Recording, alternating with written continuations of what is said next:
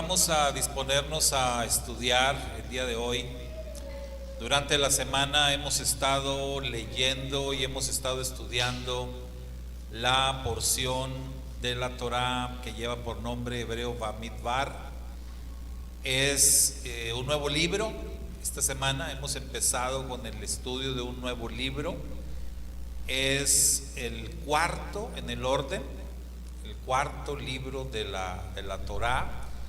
Esto nos dice que pues vamos avanzando en este año, en el ciclo anual vamos avanzando, vamos ya, ahora sí que más para allá que para acá, ¿verdad? Ya cuando empezamos Bamidbar ya se empieza a sentir, ¿verdad? Ese ambiente de recta final, por así decirlo, y de hecho estamos en el conteo del Omer, y en el conteo del Omer definitivamente al concluir este Shabbat entramos en cuenta regresiva prácticamente, porque ya o a una semana, solamente a una semana más. Con este Shabbat estamos completando 42 días, ya 42 días, que son 6 semanas completas en el conteo del Omer. Entonces 6 semanas completas de 7 que tenemos que contar. Así que una semanita más y estaremos llegando a la Santa Convocación de Shavuot. Bueno, eso es aparte. Así que bueno, esta semana libro de Bamidbar, conocido como el libro de Números. La palabra Bamidbar significa en el desierto, ¿sí? Ese es el significado, en el desierto. Y esta primera porción de la cual vamos a hablar hoy, pues le hemos titulado así: orden, servicio y santidad en el desierto. Fíjese, orden, servicio y santidad en el desierto. Y esto puede sonar extraño porque el desierto pues es como que uno de los lugares más salvajes, más inhóspitos, un lugar en donde pensaríamos, pues ¿cómo va a haber orden en el desierto? ¿O qué clase de servicio va a haber en el desierto? En el desierto no encuentras nada, dirían algunos. Santidad en el desierto. Pero bueno, el pueblo de Dios iba a estar haciendo una travesía en el desierto y el Eterno va a demandar de su pueblo justamente estas cosas, estos conceptos. Muy bien, la porción de Bamidbar va desde el libro de Números, capítulo 1, verso 1, hasta el capítulo 4, verso número 20. Esos primeros capítulos del libro de Números, nosotros vamos a ver o hemos leído ya acerca de cómo Dios organizó al pueblo. Dios está organizando al pueblo de Israel mientras ellos van avanzando por el desierto hacia la tierra prometida. Recuerde, Israel está haciendo una travesía hacia la tierra prometida. Y aunque estos primeros capítulos nos hablan, entre otras cosas, de censos, nos hablan de distribuciones, responsabilidades específicas para unos, para otros, también en esta porción se revelan principios espirituales que son 100% aplicables para usted y para mí, en nuestros días, en nuestra vida actual.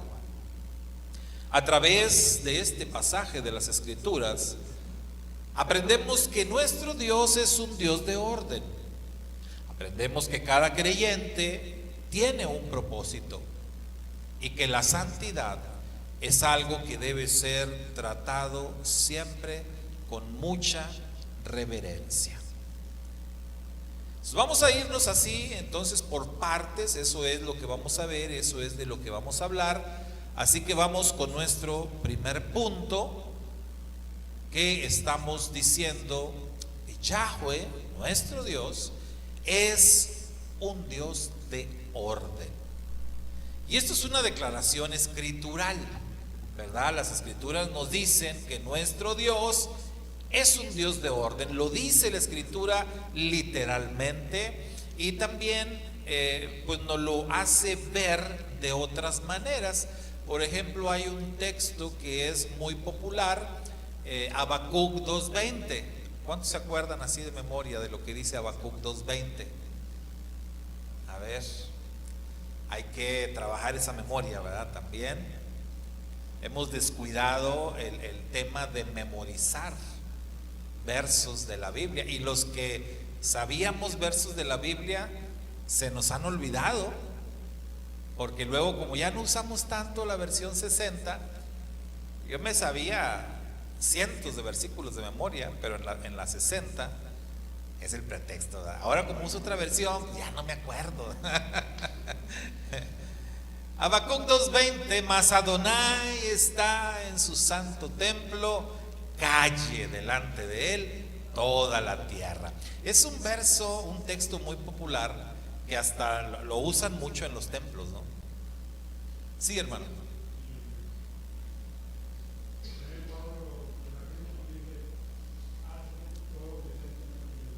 Y con orden, ¿verdad? Sí. Hágase todo decentemente y con orden. ¿Por qué? Porque nuestro Dios es un Dios de orden, ¿verdad? Declara la escritura. Y les decía, ese texto de Habacuc, cuando estábamos en la denominación bautista, visité muchas iglesias en muchos lugares distintos. Aquí en la región, pues las conocí, la mayoría de las iglesias bautistas las conocí aquí en la región, y me tocó ir también a otros lugares del país, visitar templos bautistas, y en muchos me tocó ver ese texto, como que a muchos les gustaba ese texto, ¿no?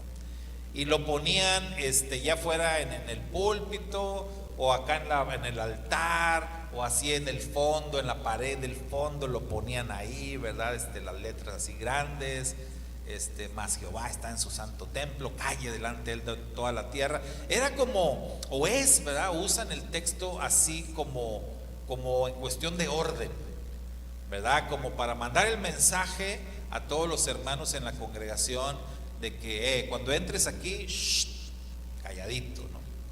Como si aquí fuera una biblioteca, ¿verdad?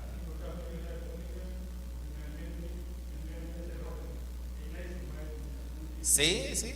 O sea, así, o sea, el mensaje que envía el texto de Habacuc cuando lo usan en las congregaciones es ese. O sea, una vez que entres aquí, quietecito, ¿no? Quietecito, solemne, todo esto. Entonces, nuestro Dios es un Dios de orden. En los primeros 2 capítulos del libro de Números, vamos a ver nosotros ahí que Dios le manda a Moisés realizar un conteo de las tribus de Israel, un censo, y también organizar el campamento alrededor del tabernáculo, alrededor del Mizcán. Ellos se tenían que organizar así como Dios les dijo, como Dios les especificó. Cada tribu iba a acampar en donde le dijeran. Cada tribu tenía un lugar, tenía una función, tenía órdenes que debían de cumplir. Entonces, ellos no era como que, a ver, vamos a acampar. Mira, a mí me gusta este lado. A mí me gusta este lugar. La mayoría de las personas somos así. Siempre queremos escoger el mejor lugar. Mira, aquí hay sombrita. Yo aquí ya gané yo aquí ya. Búsquenle por otra parte. No. Era el Eterno el que decidía cómo se iba a establecer el campamento. Fue el Eterno el que le dijo a Moisés: así es como quiero que los organices. Porque si el Eterno no lo hubiera hecho de esa manera, pues si Moisés los hubiera dejado a ellos que eligieran, a lo mejor se hubieran puesto las 12 tribus juntas, ¿verdad? De un solo lado, y el tabernáculo por allá, no sé, quizás. Pero fue Dios el que les dijo: así es como el campamento lo vamos a organizar, así es como vamos a acampar. El Mizcán, el tabernáculo, va a quedar en medio, las tribus alrededor. Y como son 12, entonces vamos a dejar 3 tribus de cada lado. 3 tribus al este, 3 al oeste, 3 al norte y 3 al sur.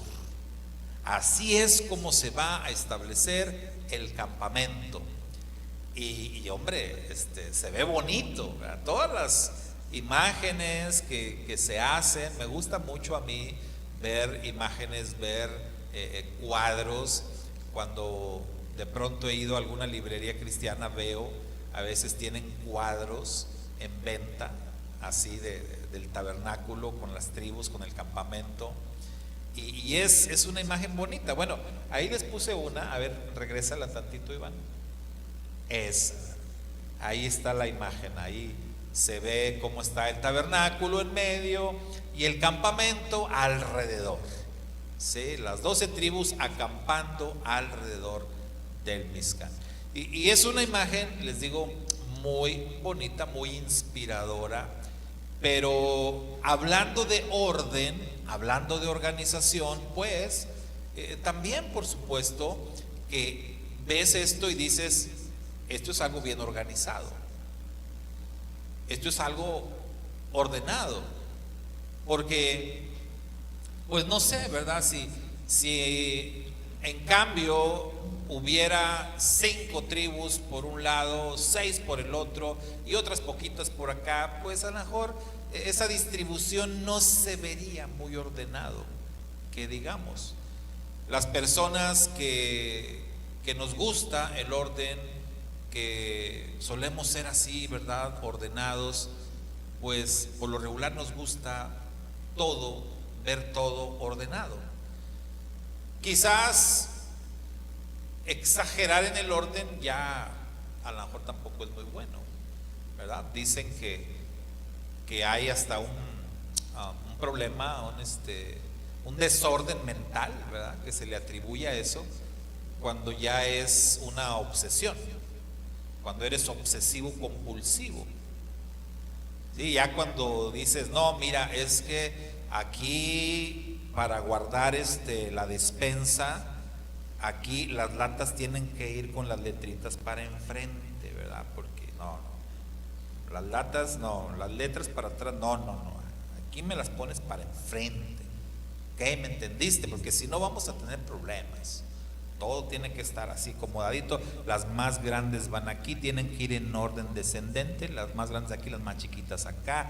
Bueno, ahí a lo mejor ya estamos hablando de que ya hay un problemita con la persona, ya tiene una obsesión, ¿verdad? Ya es obsesivo compulsivo. Pero digo, el orden normal, ¿verdad?, es algo bonito. Yo recuerdo mucho a un compañero de trabajo que él era muy, muy ordenado, y él en su mesa de trabajo siempre ponía las cosas en el mismo orden, ¿verdad?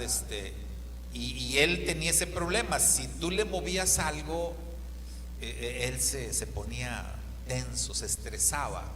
Y como nosotros sabíamos y nos gustaba molestarlo, ¿verdad? Entonces de repente llegábamos a su lugar, él estaba sentado en su mesa, siempre su mesa impecable, ¿verdad? Tenía aquí su mesa de trabajo, tenía acá sus pinzas de punta aquí, sus pinzas de corte acá, su voltímetro, o sea, tenía todo acomodado. Entonces, ¿qué hacíamos? Llegábamos y nos parábamos por un lado: ¿qué? ¿Cómo estás de trabajo? No, tranquilo, y agarraba las pinzas, ¿no? Llegaba yo, agarraba las pinzas, por ejemplo, y ya desde que agarraba las pinzas, ya él volteaba y o sea, ya él se estresaba. O sea, ¿por qué me agarra las pinzas? No, pues sí, y le empezaba a abrir las gavetitas ahí del material. Oye, ¿no tendrás? ¿Qué necesitas? Yo te lo doy. No, hombre, yo lo busco. No, yo te lo doy. Y se empezaba él a estresar. Era súper ordenado. Y bueno, ya me voy, le dejaba las pinzas por allá. Nada más meneaba la cabeza, agarraba las pinzas, las ponía con fuerza, ¿verdad?, acá donde él las quería, ¿no? Bueno, pues le gustaba ser muy, muy ordenado.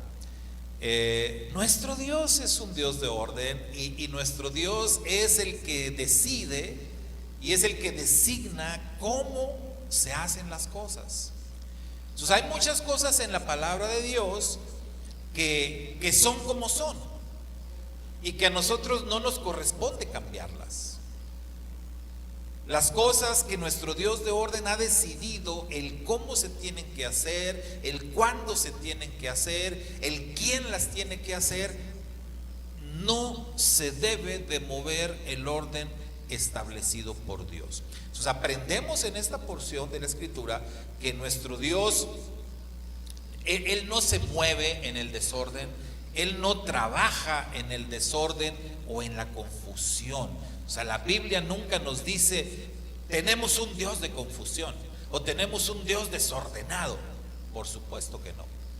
La palabra nos dice que Él es un Dios de orden y el ambiente divino, un ambiente espiritual, tiene que ser un ambiente de orden, ordenadito, bonito, en donde se pueda percibir o transmitir la tranquilidad, lo divino. Hermanos, un ambiente de caos no es algo espiritual. Un ambiente de caos, por supuesto, no es algo que a Dios le vaya a resultar agradable. ¿Sabe a quién sí le gusta el caos? ¿A quién sí le gusta el desorden? Pues al enemigo, ¿verdad? Al enemigo, al Satán, a los demonios, a eso sí les encanta el desorden, a los demonios. Los demonios pueden entrar a un lugar donde habitan demonios, y un lugar donde habitan los demonios no va a ser un lugar ordenado. No va a ser un lugar limpio, no va a ser un lugar donde se respire tranquilidad. Una habitación o guarida de demonios va a ser caos, ¿sí? Entonces, todos los creyentes en el Dios de la Biblia, todos los creyentes en un Dios de orden, pues deberíamos de ser ordenados. ¿No cree usted? Y nos debería a todos de agradar el orden y vivir en un ambiente de orden. Por ejemplo, tener casas ordenadas, casas limpias. Es de veras desagradable, es ante los ojos de Dios, es desagradable el llegar a un lugar en donde todo esté desordenado.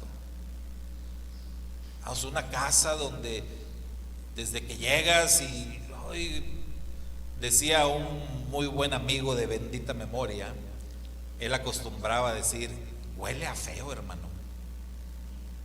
Y decía: ¿cómo es eso que huele? Pero él decía así: huele a feo. Uno normalmente dice: huele feo. Pero él decía: huele a feo. Y yo decía: pues ¿cómo es eso, no? Que huele a feo. Pero es que era nacido en México, pero creció en los Estados Unidos, y lo que decimos nosotros es un pocho, ¿verdad? Entonces él decía: huele a feo, brother, huele a feo aquí. Entonces, si tú llegas a un lugar donde, para empezar, como él decía, huele a feo, pues es como: oye, ¿por qué huele feo? O sea, como creyente en el Dios de la Biblia, como una persona que te gusta el orden, no vas a estar a gusto en un lugar, por ejemplo, que huele feo, ¿o sí? Y aunque no seas creyente, ¿verdad? O sea, ¿a quién le gusta la suciedad o estar en lugar? No. Pero hablando bíblicamente y hablando de un Dios ordenado, pues los creyentes en un Dios de orden nos vamos a caracterizar, nos debemos de caracterizar por ser ordenados en todos los sentidos. Entonces, vivir, habitar en lugares en donde haya orden, en donde no haya allí cosas regadas, donde no esté sucio. Todo esto es una cuestión de orden, donde las cosas se hagan también con orden. Entonces, es ahí donde de pronto en los diferentes grupos de creyentes hay diferencias muy marcadas, porque los que han visitado algunas congregaciones saben, ¿verdad?, que de pronto hay congregaciones donde pues para nosotros es desordenado lo que hacen, ¿verdad? Para nosotros, y no es crítica, pero es como que wow, o sea, como eso de empezar a tumbar gente, que se empiecen a caer. Ellos dicen, pero es un desorden santo, hermano. Ah, caray, un desorden santo. Interesante el concepto, pero no me convence. Pero bueno, pues hay quienes así les gusta y empiezan con aquello. Y bueno, la Biblia nos dice que nuestro Dios es Dios de orden, como citaba el hermano Carlos hace rato también, y que todo lo que hagamos tenemos que hacerlo decentemente y con orden. Sería muy interesante analizar la palabra decentemente, ¿verdad? ¿Qué quiere decir? Decentemente y con orden. Entonces nuestro Dios no se va a mover en medio del desorden, en medio del caos. Nuestro Dios le gustan las estructuras, le gusta las estructuras ordenadas, le gusta todo hacerlo así, con estabilidad, bien organizado. Así es nuestro Dios. Algunos dicen, oye hermano, pero allá en Génesis, al principio de la Biblia, ahí dice en Génesis que la tierra estaba desordenada y vacía. Pues no va a faltar quien saque ese verso donde dice, en el principio creó Dios los cielos y la tierra. Génesis 1:1. Génesis 1:2. Pero la tierra estaba desordenada y vacía. Sí, inmediatamente un lector observador podría decir, oye, mira, aquí parece decir que Dios creó los cielos y la tierra y en un principio los creó desordenados, porque mira, ahí dice. Entonces, ¿qué se necesita ahí? Escudriñar, ¿verdad?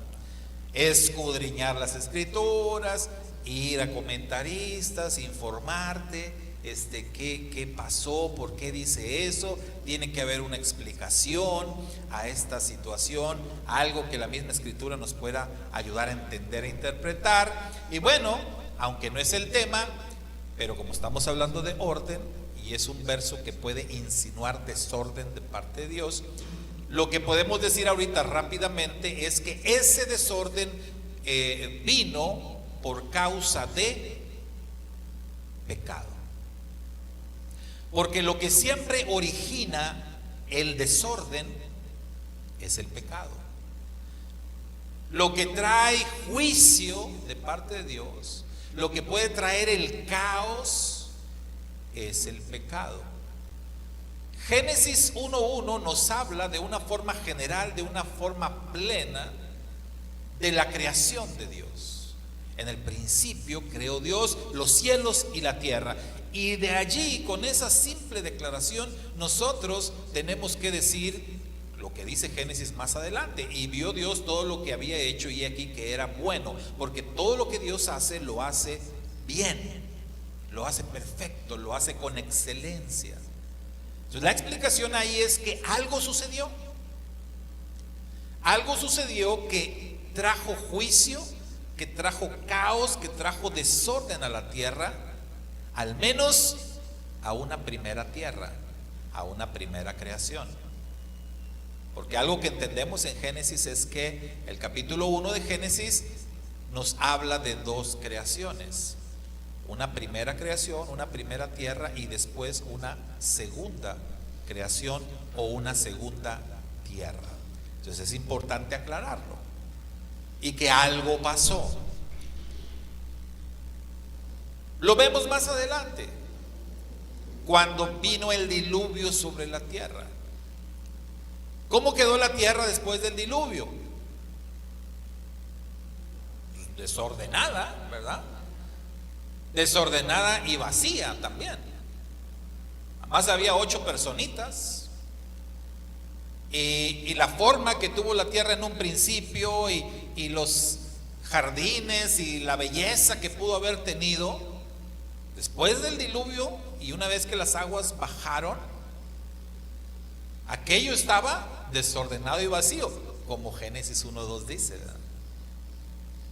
¿Qué había pasado? El diluvio. ¿Y qué fue el diluvio? Juicio de Dios. ¿Y por qué? Por el pecado.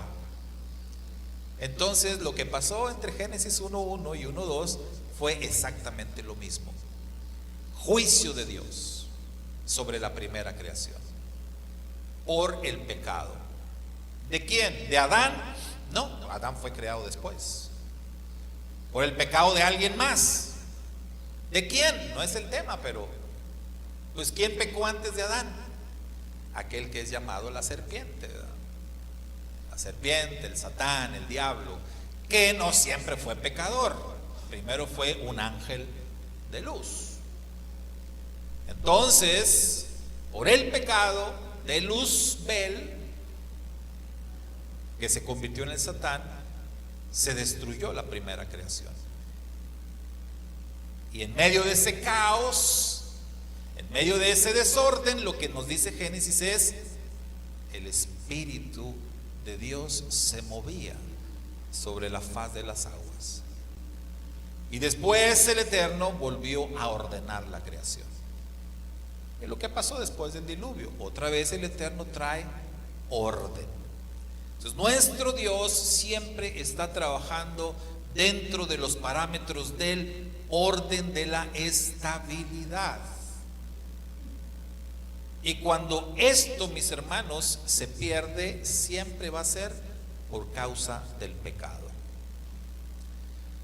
Muchas veces, muchos de nosotros deseamos bendiciones, deseamos crecimiento, pero anhelamos estas cosas o queremos estas cosas sin disciplina, sin organización.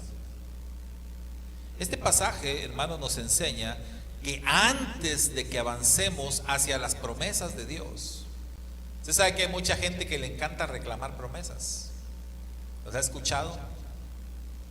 Yo reclamo, yo decreto en el nombre del Señor, esto es para mí. Ay, espérate, a ver, vamos por partes, ¿no? ¿Quién eres tú para reclamar? Primero. Segundo, a ver, ¿qué promesa estás reclamando? Porque hay promesas en la Biblia que son exclusivas. ¿Cómo voy a reclamar yo, por ejemplo, la promesa que Dios le hizo al rey David en cuanto al reino, en cuanto a los descendientes de David, que en realidad era el descendiente en singular? ¿Cómo voy a reclamar yo esa promesa? Reclamo para mí la promesa de que no va a faltar un rey en mi linaje. Yo no puedo reclamar esa promesa. Estoy exagerando, ¿verdad?, en el tema de esa promesa, pero para que entendamos que hay muchas promesas en la Biblia que fueron dadas específicamente a una persona, o a un grupo de personas, o a un pueblo, que es Israel. Entonces, cuando de pronto yo a veces veo hermanos, veo creyentes reclamando promesas que son para Israel, les digo: entonces reconoces que tú eres Israel. No, yo soy parte de la iglesia de Cristo. Entonces, ¿por qué reclama las promesas que se le hicieron a Israel? Ya tenemos un conflicto ahí teológico, ¿no?, muy importante. Pero pues a veces se quieren las bendiciones, pero no se quiere respetar el proceso, no se quiere respetar la disciplina, no se quiere respetar lo que el mismo Dios estableció para poder lograr esas bendiciones. Llegar a la tierra prometida le costó al pueblo de Israel 40 años. Eso fue por su propia necedad. Usted sabe que el plan de Dios desde un principio no era ese, pero ese fue el resultado. Y usted sabe que hubo personas que quisieron pasar por alto lo establecido por Dios. Cuando vino el juicio de Dios y les dijo, van a regresar al desierto y van a pasar en el desierto 40 años, hubo un grupo de israelitas que dijeron, no, Moisés, no, mira, sí, ahora sí, ya vamos a corregir, vamos a hacer bien las cosas, vamos a entrar, vamos a pelear. Moisés les dijo, no, ya se acabó, ya se pasó la oportunidad, ya hay un decreto divino, ahora hay que regresarnos al desierto. No, mira, vamos a ir, vamos a luchar. Dijo Moisés, vayan, pero sepan que Dios no va con ustedes. ¿Y cómo les fue? A ese grupito, ¿no? Que quisieron hacer las cosas a su manera, que quisieron brincarse el decreto de Dios, el orden de Dios. Pues les fue muy, pero muy mal. Números capítulo 2, verso 2 dice, los hijos de Israel acamparán cada uno junto a su bandera. Pues eso nos habla de orden. Orden. Donde Dios te diga que vas a estar, ahí vas a estar. Donde Dios te diga que vas a servir, allí vas a servir. Lo que Dios te diga que vas a hacer, ahí te vas a acomodar. Esa tarea vas a desempeñar. Dios es un Dios de orden. Nuestro segundo punto: cada persona tiene un llamado y una responsabilidad. Entonces dijimos orden y segunda cosa, servicio en el desierto. Servicio en el desierto. Allí justamente en el desierto los israelitas iban a aprender que todos absolutamente tenemos un llamado y todos tenemos una función, algo que tenemos que hacer. En el capítulo 3 ya de nuestra porción, el Eterno separó a la tribu de Leví para que sirvieran en el tabernáculo. Hay que decir que no todos realizaban la misma tarea, o sea, todos los levitas, cuando decimos levitas nos referimos a todos los que pertenecían a la tribu de Leví. Y ellos fueron elegidos, fueron separados para el servicio de Dios, para el servicio en el santuario. Pero no todos los levitas eran sacerdotes, ¿verdad?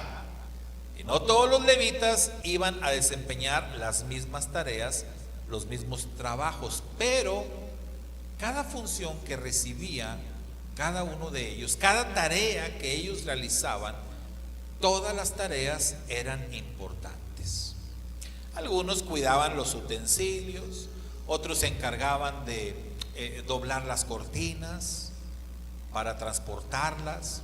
El santuario pues era prácticamente un templo que se armaba y se desarmaba, y esa era tarea de los levitas. Dice el libro de Números que cuando la nube se levantaba había que levantar el campamento y vámonos, porque ya la nube se levantó, ahorita se empieza a mover. Entonces, la nube se levantaba porque ¿dónde estaba la nube? Estaba sobre el santuario, lo que le llamamos la Shekinah, ¿verdad? La presencia divina en la nube de gloria estaba ahí abajo, ahí al nivel del santuario, ahí estaba la nube de gloria. Pero cuando esa nube se levantaba, era señal de que ya nos vamos de aquí. Esa era la señal, esa era la orden.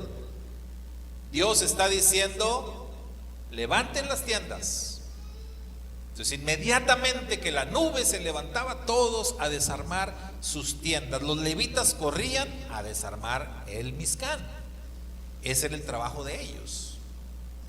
Entonces, todo, vamos, estacas, cortinas, era un trabajo, hermanos, duro.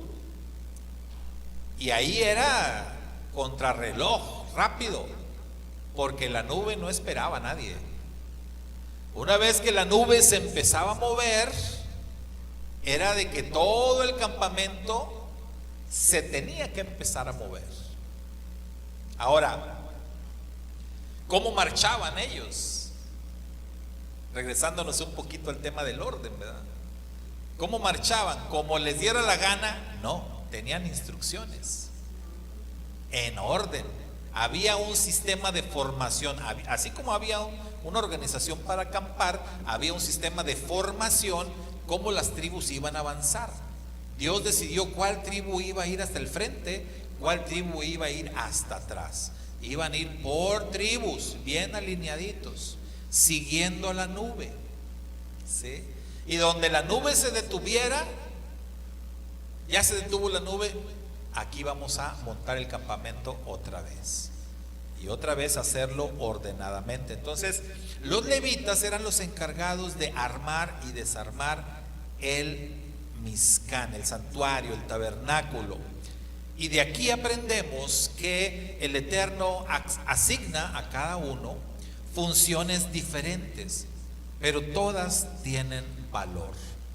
En el pueblo de Dios no existen tareas pequeñas cuando lo estás haciendo con devoción, cuando lo haces con dedicación, cuando lo haces con el espíritu correcto, con la actitud correcta. Recuerdo una ilustración que leí hace muchos años y que me impactó al momento que la leí, y decía que llegaron unas personas a donde estaban trabajando unos albañiles, y ellos estaban empezando apenas una obra, ¿verdad? Un trabajo. Todavía no se sabía qué iba a hacer ahí. Ya ven que luego a veces uno pasa y ve, mira, ¿qué irán? Hasta decimos, ¿qué irán a hacer ahí? Andan trabajando, ¿qué irán a hacer? Así, pasaron y vieron que andaban apenas escarbando para hacer la fundación, los cimientos. Y las personas que pasaron le preguntaron, ¿verdad? Primero a un albañil. Dijeron, oye, ¿qué estás haciendo? Y el albañil dijo, pues ¿qué no ves? Estoy escarbando. Aquí estoy escarbando. Bueno, se fueron con otro y le dijeron, oye, ¿qué estás haciendo? Y el otro contestó, yo estoy construyendo un hospital. Entonces, la perspectiva es muy distinta, la actitud muy distinta. El que dijo estoy escarbando hasta lo estaba haciendo de mala gana y contestó de mala gana. ¿Qué no ves? Estoy escarbando. Y el otro con toda la actitud, yo estoy construyendo un hospital. Lo estaba haciendo con gusto y sabía de lo que se trataba el proyecto. Él no veía lo duro del trabajo y no minimizaba la tarea que estaba haciendo, porque él entendía, lo que yo estoy haciendo aquí es poner mi granito de arena para que el día de mañana aquí esté aquel gran hospital. Y así es. Y el día de mañana él iba a pasar y iba a decir, mira, yo construí ese hospital, o sea, yo participé ahí, yo trabajé allí. Entonces es algo bonito. Todos nosotros en el proyecto divino, en el reino de Dios, todos y cada uno de nosotros, hermanos, hemos sido designados para realizar tareas, para servir, para trabajar, y para ello hemos recibido dones, hemos recibido talentos, hemos recibido responsabilidades únicas. que tenemos que desempeñar. Algunos enseñan, otros sirven, ayudan, administran, animan. Hay mucho trabajo.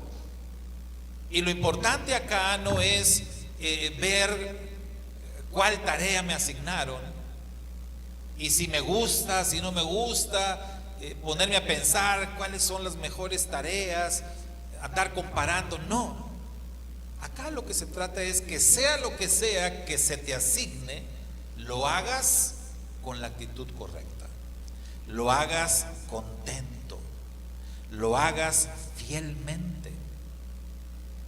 Números capítulo 3, verso 38 dice: y guardarás el ministerio del Mizcán. O sea, guardarás el servicio del tabernáculo. En otras palabras, estoy confiando en ti. Estoy confiando en ti para que el servicio del santuario se haga. Entonces se da cuenta la responsabilidad. Cuando pensamos nosotros en las palabras que Yeshua le dijo a sus discípulos, cuando se despidió de ellos, antes de Yeshua regresar, ¿verdad?, al cielo, en la nube de gloria, ¿qué les dijo Yeshua a los discípulos? La famosa gran comisión, ¿verdad? Entonces Yeshua les dijo, primero él estableció su autoridad. Toda potestad me es dada en el cielo y en la tierra. Entonces lo que les voy a decir ahorita está fundamentado en la autoridad que el Padre me ha dado, dijo Yeshua. Toda autoridad, toda potestad me es dada en el cielo y en la tierra. Y como tengo la autoridad para hacer esto, los mando, los envío, vayan y hagan discípulos a todas las naciones. Vayan y evangelicen, vayan y sean mis testigos ante todas las criaturas. Vayan y recorran la tierra, vayan y lleven mi mensaje. O sea, Él les está asignando una tarea monumental, una tarea para la cual Él fue enviado, porque Él vino con ese propósito. ¿Se acuerdan que Yeshua dijo: yo fui enviado a buscar y salvar lo que se había perdido? Yo fui enviado para encontrar a las ovejas perdidas de la casa de Israel y traerlas de regreso al pacto, a casa. Entonces Yeshua declaró haber sido enviado por el Padre para hacer ese trabajo, esa tarea. Cuando los discípulos ven a Yeshua que se está despidiendo y que se va a ir, ellos quedaron un poquito desencantados, un poquito confundidos, y le preguntaron: Señor, ¿pero cómo? O sea, ¿por qué te vas? ¿Y el reino? ¿Qué va a pasar con el reino? ¿Qué va a pasar con el proyecto, con los planes? ¿Qué va a pasar con todo esto? Y en otras palabras, mis hermanos, Yeshua les está diciendo: pues ustedes se van a encargar de eso. Ustedes se van a encargar de eso. Como aquella ocasión, cuando Yeshua está predicando a la multitud y los discípulos se acercan: Señor, dile a la multitud que ya se vaya. Tienen hambre, ya tienen días aquí siguiéndote y escuchándote. Está bien, ¿no? Pero ya tienen hambre, ya que se vayan. ¿Y qué les dijo el maestro? ¿Y por qué no les dan ustedes de comer? Resuelvan, ¿verdad? Ustedes. ¿Por qué no les dan ustedes de comer? Entonces, igual, cuando Él se va: Señor, ¿qué va a pasar con el reino? Ustedes se van a encargar. Ustedes. Confío en ustedes. Yo me voy, pero yo sé que ustedes van a hacer un buen trabajo. Ya les enseñé cómo. Ya les dije cómo. Entonces vayan, lo que ya practicamos, eso es lo que van a hacer. Vayan, busquen las ovejas perdidas, busquen los hijos de paz, enséñenles, prepárenlos a ellos para que ellos preparen a otros. Así va a funcionar esto. Entonces, en esa tarea monumental todos tenemos algo que hacer. Todos tenemos algo que hacer. Aquí nos reunimos nosotros con ese propósito: guardar el ministerio del santuario, seguir celosamente guardando que se cumpla el propósito para el cual Dios nos escogió. Les estoy hablando de Yeshua dándoles palabras a sus discípulos, pero si vamos más atrás, si vamos a la Torá, Dios escogió a su pueblo Israel. ¿Para qué? Para hacer luz a las naciones. Es lo mismo. El propósito no ha cambiado, mis hermanos. El propósito sigue siendo el mismo: que el reino crezca, que las personas conozcan a Dios, que las personas teman a Dios. Por eso, cuando Caín mató a Abel, ¿se acuerda? Cuando Caín mató a Abel, ¿se acuerda qué le dijo Dios a Caín? Y eso es muy interesante, ¿verdad? Porque cuando vamos al texto hebreo, Dios le dijo a Caín: las sangres. No dijo la sangre, en hebreo está en plural el texto. Las sangres de tu hermano claman.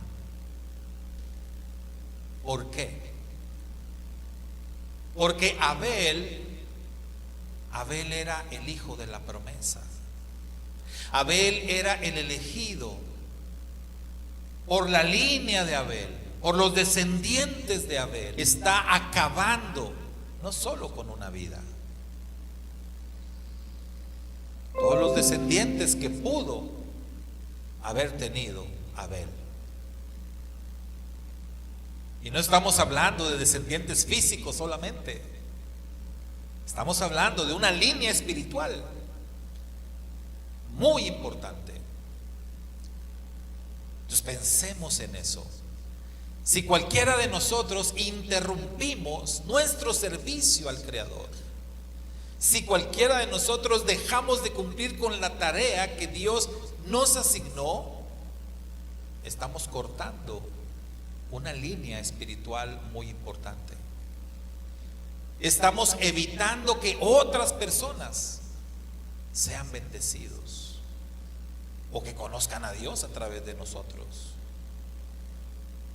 Cuando interrumpimos nuestra tarea, por pequeña que sea, vuelvo a repetir, todas las tareas son importantes. Todo lo que hacemos para el Señor tiene un propósito y se debe de cumplir. En tercer lugar, la santidad de Dios debe tratarse con reverencia. Orden, servicio y santidad en el desierto. En la parte final de nuestra parashá, de nuestra porción, capítulo 4, versos 1 al 20, se describe el trabajo de los hijos de Coat. Ellos, este grupo, los hijos de Coat, ellos fueron designados para transportar los objetos sagrados del santuario. Porque ahí sí, siempre hemos hablado de niveles de santidad. Así como hay niveles de santidad en las personas, también hay niveles de santidad en los objetos. Todo el santuario era declarado santo. Cada componente, cada estaca, cada cortina, todo era santo. Pero había algunos objetos que eran mucho más santos que otros. ¿Cuál era el objeto más santo en el santuario? El arca del pacto, exactamente. El arca de la alianza, la que estaba allá al fondo, adentro, en el lugar Kadosh Kadoshim, en el lugar santísimo. El arca de la alianza era el objeto más sagrado. Los hijos de Coat, ellos tenían que transportar los objetos sagrados, pero la Torah dice que no podían tocar ni mirar directamente los utensilios santos, porque la presencia de Dios debía tratarse con reverencia. Ustedes seguramente han visto lo que nosotros hacemos cada Shabbat aquí, cuando declaramos el Shema. Volteamos hacia el este, ¿verdad? Hacia el oriente, porque hacia allá está la santa ciudad de Jerusalén, hacia el lugar donde estuvo el santuario. Volteamos hacia allá porque es una instrucción dada en las Escrituras. Cuando Israel estuvo en la dispersión, el pueblo judío estuvo en Babilonia, ellos oraban mirando hacia allá. Y fue una instrucción que el Eterno le dio a Salomón. Cuando construyó el templo, Salomón se dio esa instrucción al pueblo. Y cuando ustedes estén lejos, desde el lugar de donde estén, cuando ustedes hagan sus plegarias, lo harán mirando hacia el este, hacia donde está el santuario. Entonces, cada Shabbat nosotros declaramos el Shema y volteamos hacia allá. Pero ¿han visto cómo lo hacen los judíos? Y los judíos, ¿qué hacen? Cierran los ojos o se cubren con la mano, ¿verdad? La mirada. Es algo simbólico que hace énfasis en esto, ¿no? En que las cosas sagradas, o a las cosas sagradas se les muestra respeto, se les muestra reverencia. Decimos que el Shema es la declaración de fe más grande del universo. Es por eso cuando el judío va a declarar el Shema, mira hacia el este, inclina su cabeza, tapa sus ojos, lo cierra, pero por si acaso, como quiera, pone la mano, ¿no? Es una señal de reverencia.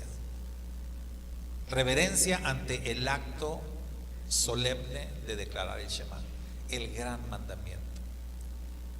Cuando las mujeres que encienden las luminarias a la llegada del Shabbat, las mujeres judías que encienden las luminarias, hacen un movimiento también de encienden las luminarias y cierran los ojos. Y los que están alrededor de la mesa pues también, ¿verdad? Cierran los ojos. Es un acto solemne de reverencia, porque esas luminarias que se encienden es un simbolismo de la presencia divina. Incluso cuando la mujer enciende las luminarias, hace un movimiento con sus manos por encima de la luz, y es como atraer la presencia divina. La mujer dice que tu presencia divina venga hacia mí y hacia los míos. Sí. Esos son actos simbólicos, pero que muestran esa reverencia hacia la santidad, esa reverencia hacia lo sagrado. Aprendemos entonces, mis hermanos, que nuestro Dios es un Dios amoroso, pero es un Dios santo. Y nuestra relación con Dios requiere respeto, requiere reverencia, requiere temor hacia todo lo sagrado. Hoy en día muchos queremos acercarnos a Dios sin la reverencia, sin el compromiso.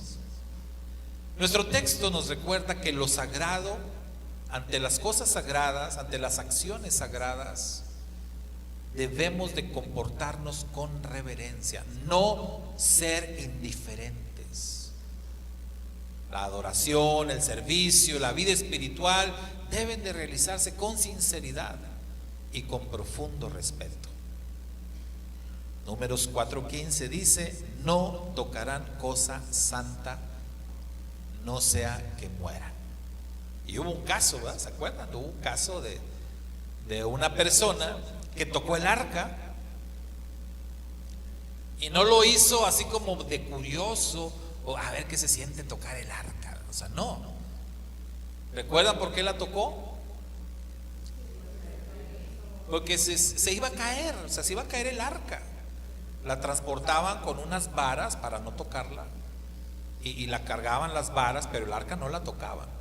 Pero alguien tropezó, el arca iba a caer y él tocó el arca para que no cayera. Y cualquiera diría: oye, eso fue una buena acción. Como quiera se murió, porque está escrito que no deben de tocarlo, no sea que mueran. Esto es como decir que Dios no podía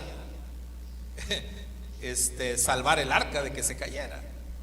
Es algo similar a lo que ocurrió aquella noche que Yeshua fue detenido. ¿Se acuerda que dice la escritura? Está Yeshua con los discípulos en Getsemaní y de pronto llega ahí una multitud, llegan gentes con antorchas y con palos y todos ahí escandalosos, y ¿dónde está Yeshua? Y muy bravos, ¿no? Y cuando llegaron ellos, ¿qué hizo Pedro? Sacó la espada y vámonos. Pedro era bravo, era de barrio, ¿verdad? Mi Pedrito sacó la espada y a mochar orejas. ¿Y qué le dijo Yeshua? O sea, lo que hizo Pedro, a lo mejor cualquiera de nosotros diría, pues es lo correcto. Es lo correcto. Me acuerdo cuando salió la película La Pasión de Cristo, ¿se acuerda? Que causó mucho revuelo por la crudeza de las imágenes y todo eso. Y recuerdo que nosotros vimos la película así en pantalla afuera, en la calle. Vimos la película con los hermanos de Victory Life. Que los hermanos de Victory Life, hermanos muy apasionados, ¿no? Ellos. Y terminó la película y entonces ya después estoy saludando a uno de los pastores de la iglesia Victory Life y le digo: hermano, ¿qué tal? ¿Qué te pareció la película?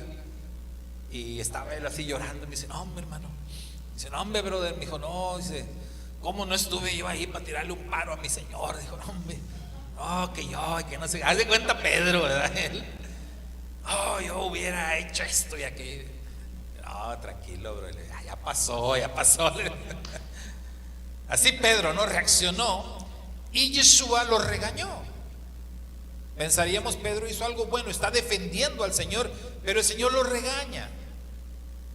Y el Señor le hace ver, le dice, en otras palabras, ¿verdad? O sea, ¿tú crees que necesito que me defiendas? O sea, ¿de verdad tú crees que necesito que me defiendan? ¿Tú no crees que si yo quisiera ahorita? ¿Qué dijo Yeshua? Oro al Padre, le pido al Padre, y así, mira, me manda 12 legiones de ángeles. Hermano, un ángel, solito. ¿Cuántos mató en una noche? A ver quién se acuerda de ese dato. 185,000. Por 5,000 nomás. 185,000. Un ángel solito. Enemigos de Israel. ¿Ustedes se imaginan que harán 12 legiones de ángeles? 12 legiones de ángeles. No queda nada de este planeta. Nada. Así se lo acaban. Dijo Yeshua: ¿tú no crees que yo puedo orar a mi Padre, que rápido me va a enviar 12 legiones? Pero las cosas tienen que ser como tienen que ser. ¿Sí? ¿Cuánto es una legión, no? Entonces, esto se trata, mis hermanos, de respetar, ¿verdad? Tener un respeto por lo sagrado. Objetos, instrucciones, festividades. Viene Shavuot. ¿Cómo tratamos las festividades? ¿Cómo respondemos ante el llamado de Dios? Ante una santa convocación. ¿Cómo respondemos ante el Shabbat? ¿Cómo respondemos ante el hecho de que Dios nos ha llamado y nos ha escogido para que hagamos algo? ¿Qué estamos haciendo al respecto? Para terminar, repasando la parashá Bamidbar, entonces, Números 1, verso 1 al capítulo 4, verso 20, nos enseña 3 verdades fundamentales. Número 1, Dios trabaja con orden. Número 2, cada persona, todos y cada uno de nosotros, tenemos un propósito que cumplir, una tarea asignada. Número 3, la santidad de Dios merece reverencia. ¿Cómo expresar esa reverencia? Hay 1000 formas, pero la santidad de Dios merece reverencia. Así como Dios preparó a Israel para caminar por el desierto, también el mismo Dios desea prepararnos hoy a usted y a mí para que vivamos con dirección, con responsabilidad y con santidad delante de Él. Amén. Shabbat Shalom. Shabbat Shalom para todos, los de cerca, los de lejos. Shabbat Shalom. Sigamos disfrutando de las delicias de este día y Shabbat. Vamos a concluir nuestro servicio, mis hermanos.